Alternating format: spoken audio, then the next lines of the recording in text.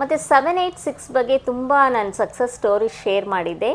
ಒಂದು ಕಮೆಂಟ್ ಕೂಡ ಚೂಸ್ ಮಾಡ್ಕೊಂಡಿದ್ದೀನಿ. 786 ಕಾಣಿಸ್ತಾ ಇರುತ್ತೆ, ಏನು ಮಾಡಬೇಕು ಅಂಥ ಟೈಮಲ್ಲಿ ಅಂತ ಪ್ರಶ್ನೆ ಕೇಳಿದ್ದಾರೆ. ನಿಮಗೆ ಪದೇ ಪದೇ 786 ಕಣ್ಣಿಗೆ ಕಾಣಿಸ್ತಾ ಇದೆ ಅಂತಂದರೆ ಆ ಟೈಮಲ್ಲಿ ನಿಮ್ಮ ಮನಸ್ಸಲ್ಲಿ ಏನು ಓಡ್ತಾ ಇದೆ ಭಾವನೆಗಳು, ಅದನ್ನು ಅಬ್ಸರ್ವ್ ಮಾಡಿ. ಏನಾದರೂ ಪ್ರಶ್ನೆ ಇತ್ತಾ ಅಥವಾ ಯಾರ ಬಗ್ಗೆ ಆದರೂ ಏನಾದರೂ ಯೋಚನೆ ಮಾಡ್ತಾ ಇದ್ರಾ, ಅದಕ್ಕೆ ಸಲ್ಯೂಷನ್ ಕೊಡ್ತಾ ಹೋಗುತ್ತೆ. ಸೊ ಯೂನಿವರ್ಸು ನಿಮಗೆ ಕೆಲವೊಂದು ಇಂಡಿಕೇಷನ್ಸ್ ಕೊಡುತ್ತೆ. ಅದು ಡೈರೆಕ್ಟಾಗಿ ಮಾತಾಡೋಕ್ಕಾಗಲ್ಲ, ಈ ರೀತಿ ಸೈನ್ಸ್ ಆ್ಯಂಡ್ ಸಿಗ್ನಲ್ಸಿಂದ ನಾವು ತಿಳ್ಕೊಬೇಕಾಗತ್ತೆ.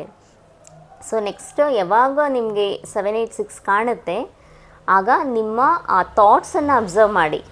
ಏನು ಓಡ್ತಾ ಇತ್ತು ನಿಮ್ಮ ಮೈಂಡಲ್ಲಿ, ಅಥವಾ ಏನಾದರೂ ಒಂದು ಸ್ಟೆಪ್ ತಗೋಬೇಕು ಅಂತ ಯೋಚನೆ ಮಾಡ್ತಾಯಿದ್ರಾ, ಏನಾದರೂ ಪ್ಲ್ಯಾನ್ ಮಾಡ್ತಾಯಿದ್ರಾ, ಸೊ ಅದು ಸಕ್ಸಸ್ ಆಗುತ್ತೆ ಅನ್ನೋವಂಥ ಇಂಡಿಕೇಷನ್ಸನ್ನು ಅದು ಸೂಚನೆಗಳನ್ನು ಕೊಡ್ತಾ ಇರುತ್ತೆ.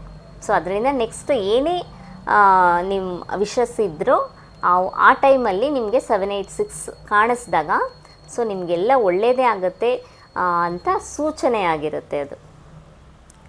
ಸೊ ನಿಮ್ಮ ಒಪಿನಿಯನ್, ನಿಮ್ಮ ಪ್ರಶ್ನೆ ಏನೇ ಇದ್ದರೂ ಕಮೆಂಟ್ ಸೆಕ್ಷನಲ್ಲಿ ಕಮೆಂಟ್ ಮಾಡಿ.